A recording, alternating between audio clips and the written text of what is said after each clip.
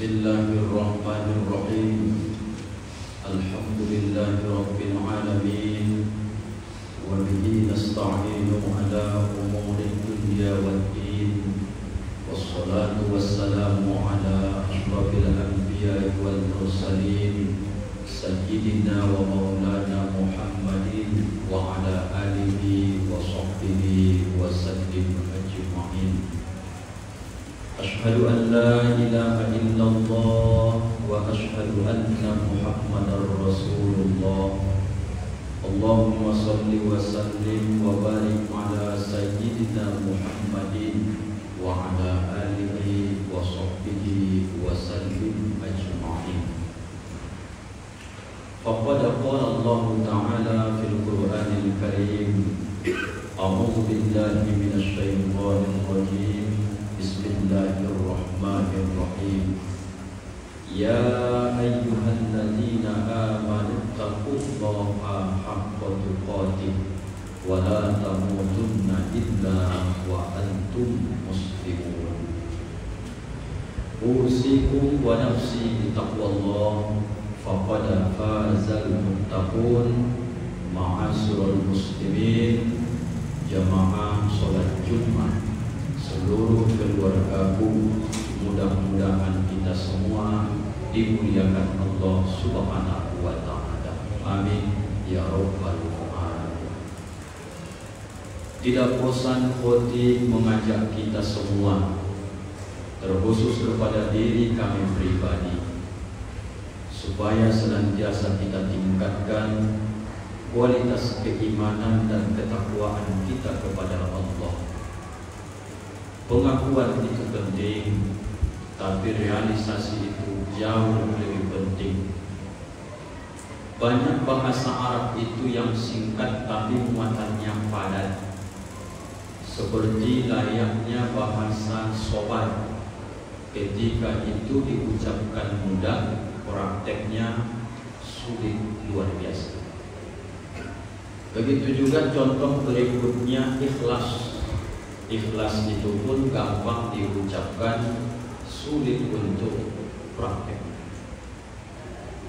Begitu juga salah satu kalimat yang sering diulang-ulang bergantian guru-guru kita di atas mimbar mulia ini, ittaqullah, bertakwa kepada Allah. Ucapan itu seolah-olah karena saking biasanya, jamaah pun merasa itu kan memang bagian dari rukun khutbah. Itu hanya sekedar nasihat yang diulang-ulang. Tapi kalau kita dalami maknanya, kalau kita melihat dalam tafsirnya, pangkal dari surah Al-Baqarah itu, ketika Bapak buka tafsir Al-Quran Al-Azim, bukan nanti tafsir Sawi, bukan juga nanti tafsir-tafsir yang lain seperti Jalalain, nanti jumpa itu terjemah tafsir dari takwa itu, bisa menangis kita dibuatnya Bapak yang dimuliakan Allah. Secara singkat orang selalu menyebut imtizalul awamiri wajatinabun nawahi, mengerjakan apa yang diperintah, meninggalkan apa yang dilarang. Kalau mengucapkan ini rasanya tak sampailah, sulit menggerakkan lisan. Tapi setelah sering didengar, makin sering diucap sehingga dia masuk ke hati nurani kita, barulah kita sadar tidak semudah ucapan itu dalam praktek kehidupan sehari-hari. Cobaannya berat, godaannya luar biasa, gelombangnya makin besar, maka selalulah orang ini harus kuat pancangnya. Banyak orang hari ini kalau kita kasih contoh, nanti katakan seseorang melakukan kesalahan, langsung menghakimi. Begitu orang melakukan suatu dosa, langsung nanti dia berteriak seolah-olah dia tak pernah melakukan dosa.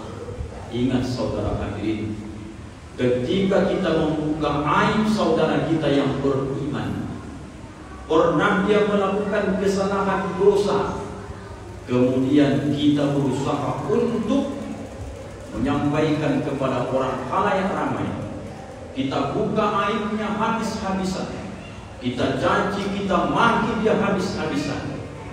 Sebelum orang ini bertaubat, nanti sebelum dia meninggal dunia, dia pun akan merasakan bagaimana sakitnya ketika aibnya dibuka di hadapan orang lain. Maka ini pentingnya ittaqullah, takutlah kepada Allah. Jadi kalau dipikir-pikir terus dalam kehidupan ini, kita sedang bertaruh bagaimana yang dua ini bisa senantiasa kita jaga. Apa itu? Imannya. Iman sudah bolak-balik kita sampaikan hadis Nabi ketika sahabat bertanya. Nabi bersabda, jaddidu imanakum, perbaharui iman kamu. Kata Nabi, kaifa, bagaimana caranya perbaharui iman ya Rasul? Mudah, kata Nabi. Sekali lagi ucapan, praktek baik.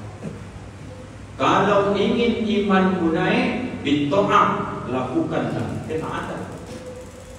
Bagaimana iman itu bisa yankus, hilang, bahkan berkurang terus sampai anjlok, bahkan murtad pun bisa. Bil maksiyah, dengan seringnya melakukan maksiat ataupun dosa.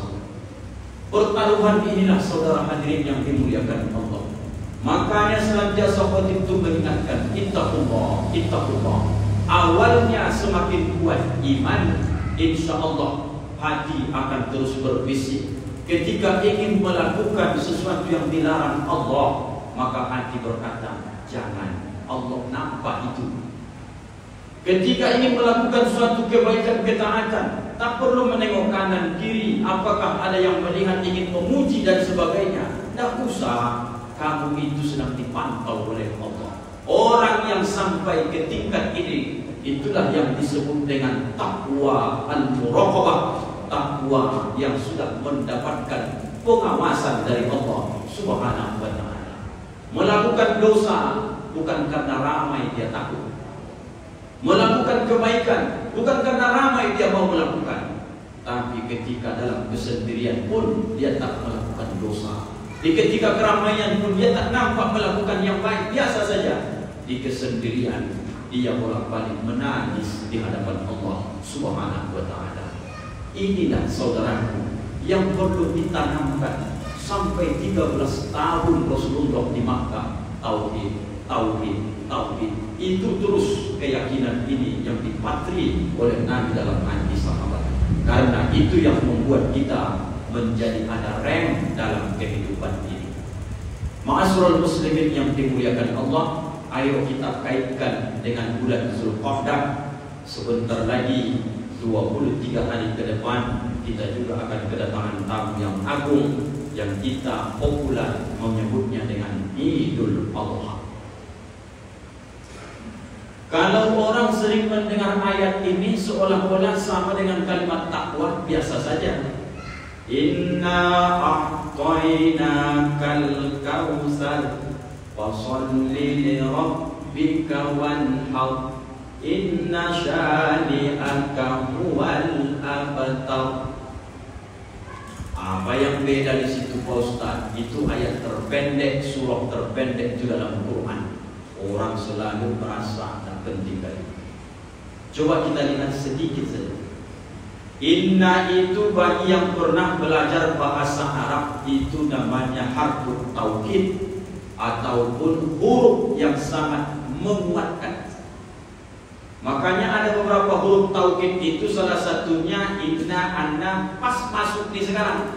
Makanya mengartikannya dalam Quran, dalam tafsir pun inna, anna itu kalau tidak bahwasanya sesungguhnya. Berarti dalam kalimat ini inna a'tainakal kautsar, sesungguhnya, sebenarnya, tidak main-main. Ini betul-betul, ini bukan ece-ece, ini sungguh-sungguh ini. A'tainakal kautsar, kami telah memberikan engkau nikmat yang sangat banyak. Dalam tafsir siapa itu? Kepada Nabi Muhammad sallallahu alaihi wasallam. Kalau ini berlaku kepada Nabi, baca nanti Al-Ahzab 21, banyak yang berlaku ke Nabi berlaku ke kita. Karena laqad kana lakum fi rasulillahi uswatun hasanah. Wajib kita contoh. Artinya biarpun dalam tafsirnya ini adalah kepada Nabi Muhammad, berlaku juga kepada umat Nabi Muhammad sallallahu alaihi wasallam. Siapa di antara yang hadir ini mengatakan Allah itu bakhil pelit? Siapa yang berani mengatakan Allah itu jamaah yang hadir ini mengatakan susah, dia miskin, dia tak bisa mampu ngapa-ngapain? Semua kita berkata hari ini Allah itu baik, Allah itu sayang sama kita, Allah itu memelihara kita, Allah itu memberikan sesuatu yang tak pernah terpikir pun oleh kita, Dia kasih ke kita. Pengakuan ini harus penting karena sudah mulai datang di ayat kedua tentang keinginan Allah, mau tak mau turutilah.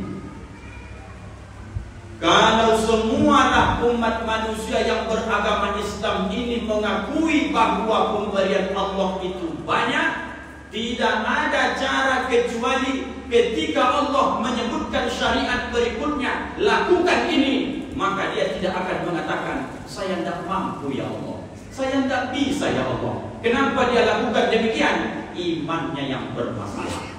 Coba teliti ayatnya. Inna a'tainakal kautsar, sesungguhnya kami telah memberikan kamu Muhammad nikmat yang sangat banyak. Umatmu juga menerima. Mereka punya rumah, punya mobil, punya Honda, punya ladang sawit, punya kontrakan, punya ruko. Banyak yang sudah mereka nikmati dalam kehidupan dunia ini. As-sholli li rabbika, membuktikan ucapan terima kasihmu hambaku. Solat kau, kata Allah. Malah manusia ini makin banyak dikasih Allah, makin lupa sama Allah. Makin banyak dikasih Allah, makin tak mau sujud sama Allah. Makin banyak dikasih Allah, makin tak datang sholat berjamaah ke masjid. Makin banyak dikasih Allah, malah makin durhaka kepada Allah. Padahal ayatnya jelas. Kau akui enggak kehidupan itu aku yang berikan? Ku akui ya Allah. Kau tahu tak dunia ini yang punya adalah Allah? Ku akui ya Allah. Kau tahu tak kematian kehidupan aku yang mentakdirkan? Ku akui ya Allah. Lalu kenapa ku suruh kau solat? Lalu kau katakan nantilah, nantilah, nantilah. Allah Akbar. Terlalu banyak sudah kelalaian kita ini, saudaraku yang dimuliakan Allah. Terlalu banyak yang terbuai dalam kehidupan ini seolah-olah dia berkata, kalau selagi kebun sawit itu berbuah, aman saya. Siapa yang pernah mengatakan harta bisa menghalangi kematian? Kalaulah harta bisa menghalangi kematian, mestinya korun sampai hari ini hidup, saudaraku yang dimuliakan. Siapa yang mengatakan kalau aku masih punya jabatan aman semua ini? Kalaulah jabatan bisa menghalangi malaikat maut, Fir'aun hari ini mestinya hidup, saudara. Kalau begini saya pintarnya, mantap hidup, minta ada yang susah.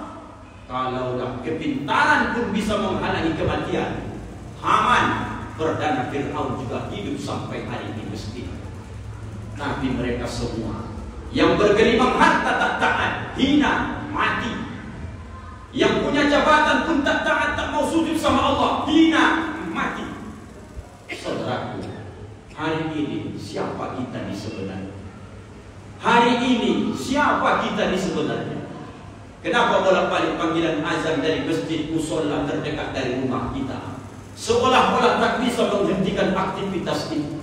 Seolah-olah kewajiban itu sudah diwakilkan ke pengurus masjid, tukang muazzin, imam kita. Kita jamaah ini seolah-olah tak takut dengan azab Allah. Padahal dia katakan, inna, sesungguhnya, jangan main-main kalian, kata Allah.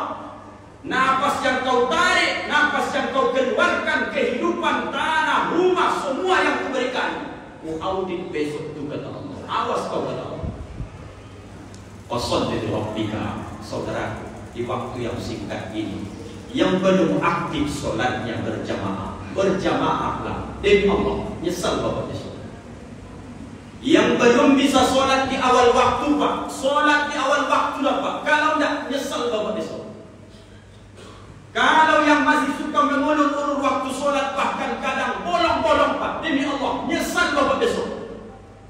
Kenapa Ustaz nyampaikan nyesal? Saya cuma menyampaikan pesan ini sesuai ilmu yang saya tahu. Ketika Allah mengatakan inna, dia kuatkan. Allah itu karena bukan pemarah. Kalaulah pemarah Allah itu, udah banyak airku kau minum, banyak nasiku kau makan, rumah kau buat, tanahku kau olah, sawitku kau panen, duitku kalian nikmati, sholat pun kau tak mau, kata Allah. Mestinya kalau pendendam Allah itu, banyak kita ni ketika masuk waktu sholat, tak sholat dia, mati tegak kita jadi saudaraku yang dimuliakan Allah. Syukurkan yang belum aktif sholat pun masih hidup dibuat Allah sampai hari ini. Yang lalai pun masih hidup hari ini, saudaraku. Maka buat pola dalam kehidupan. Hidup adalah kesempatan memperbaiki diri supaya jangan menyesal di perjalanan panjang yang tiada akhir kelak. Kalau dunia hanya sebatas fata morgana, tapi dunia tempatnya menanam, menyiram supaya panen kita besok di akhirat, saudara. Ustaz Rangkut ini 36 tahun sekarang, saudara. Kalau melihat hadis Nabi, a'mal ummati baina 60 wa 70. Umur umatku, kata Nabi, hanya antara 60 tahun sampai 70 tahun. Sedikit mereka yang lewat dari 70. Sekarang saya 36. Kalau panjang umur 30 tahun ke depan sudah 67 umur saya. Apa yang mau saya tuju dalam kehidupan ini? Tidak ada kecuali memperbaiki diri, karena banyak dosa yang sudah dilakukan, saudara. Kalau juga tak takut kita sama Allah, entah bagaimana cara nasihat itu lagi disampaikan supaya tahu kita bahwa hidup ini adalah sementara, tapi hidup yang sementara menentukan nasib kita di masa yang akan datang. Yang terakhir, wanhar, bentuk rasa terima kasih syukur kepada Allah. Wanhar, berkurbanlah. Masjid-masjid Ujung Batu dan musola ada kurban tahun ini 2.800.000, ada 2.400.000, ada 2.600.000, ada 2.750.000, bervariasi.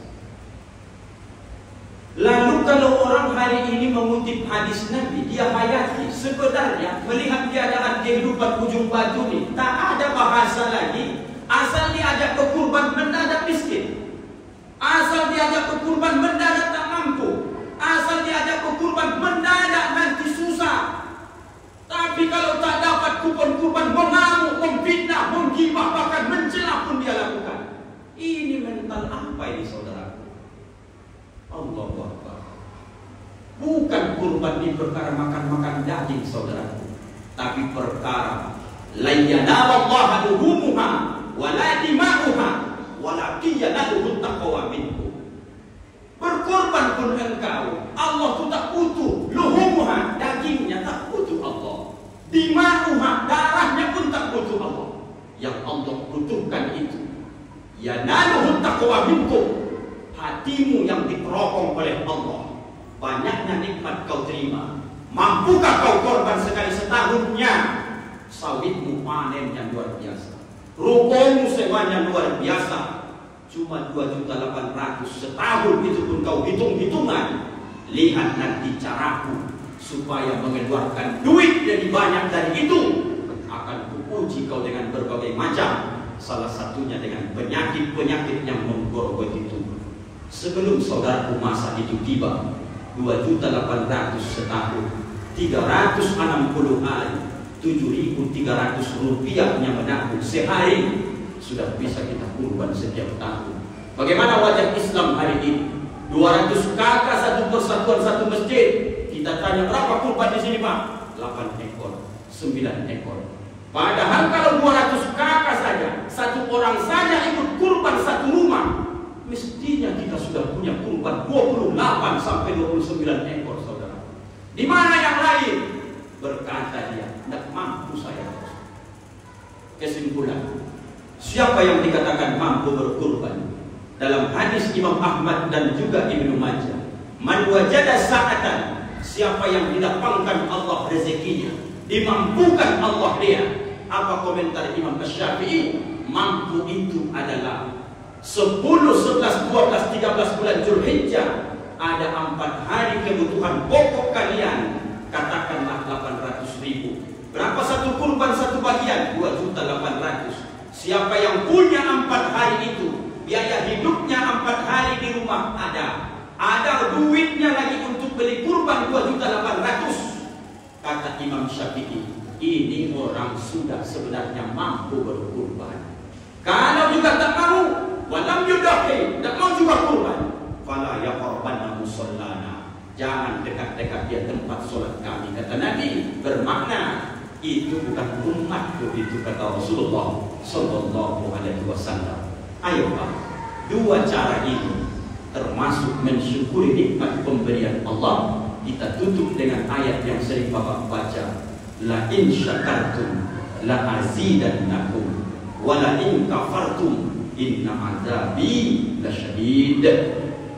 Kalau pandai kau berterima kasih, ku tambah, kata Allah. Tak pandai kau berterima kasih, tenang saja, azabku pedih. Tenang, tunggu saja, datang itu nanti. Mudah-mudahan bisa membentuk hati. Yang belum aktif sholatnya, aktiflah.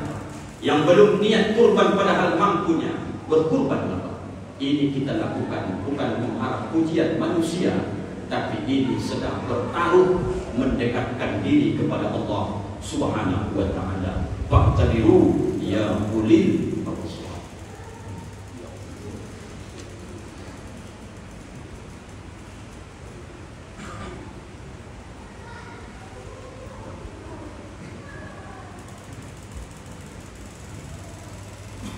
Innal hamdalillah nahmaduhu wa nasta'inuhu wa nastaghfiruh wa na'udzu billahi min shururi anfusina wa min sayyiati a'malina. Man yahdihillahu fala mudilla lahu wa man yudlilhu fala hadiya lahu. Asyhadu an la ilaha illallah wa asyhadu anna Muhammadar Rasulullah. Allahumma shalli wa sallim wa barik ala sayyidina Muhammad wa ala ali sayyidina Muhammad. Kama shallaita ala sayyidina Ibrahim wa ala ali Ibrahim wa barik ala Muhammad wa ala ali Muhammad. Kama barakta ala sayyidina Ibrahim wa ala ali Ibrahim fil alamin innaka Hamidum Majid. Wa qala Allah ta'ala, inna Allaha wa malaikatahu yusholluna 'alan nabiy ya ayyuhalladzina amanu shallu 'alaihi wa sallimu taslima. Wa radallahu ala arba'atil khulafa'ir rasyidin sayyidina Abu Bakar wa Umar wa Utsman wa Ali wa ala baqiyatis sahabati Rasulillah 'alaihim ajma'in wa tabi'it tabi'in wa man tabi'ahum bi ihsanin ila yaumiddin warhamna ma'hum bi rahmatika ya arhamar rahimin.